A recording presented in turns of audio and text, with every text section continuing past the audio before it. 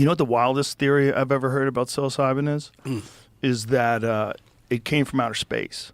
That it's an organism from another planet. And the reason for this is that they know that spores can survive in the vacuum of space. And there's a thing called panspermia. What panspermia is the idea that like an asteroid slams into a planet and it takes amino acids and biological organisms that can survive in space and a bunch of different elements from that planet and then introduces those new elements to another planet by way of an asteroid. And that's a real thing that we know for sure happens, right? And they know that that's how we get iridium. There's a lot of iridium on Earth, like in places where there's been an impact, because it's really rare on Earth, but really common in space. So we know that some shit gets to us.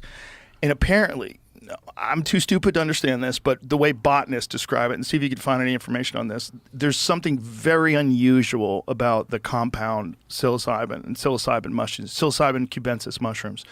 They're very weird. And they're not really connected to a lot of the other fungus that's here in some strange way. Like the way they work is like also very tied into human neurochemistry. Like it's really close to like dimethyltryptamine, which is a part of human neurochemistry. And so the craziest theory is that it's come from space. Living spores have been found and collected in every level of Earth's atmosphere. Mushroom spores are electron dense and can survive in the vacuum of space. Additionally, their outer layer is actually metallic and of a purple hue, which naturally allows the spore to deflect ultraviolet light. And as if all this wasn't unique enough, the outer shell of the spore is the hardest organic compound to exist in nature. Oh. So this is one of the weirder theories. So was this Terence McKenna's theory? Are mushrooms from outer space? Is the bad?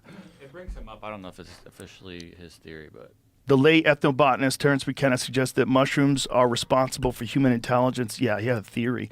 It's called the stoned ape theory. Yeah, I heard about that on His your pod. theory hypothesized that mushroom spores possess all the necessary requirements to travel on space currents. Furthermore, they could have settled in the brain matter of primitive hominoids and, following the lines of modern-day hallucinogenic mushrooms, directly contributed to our modern-day intelligence and self-awareness.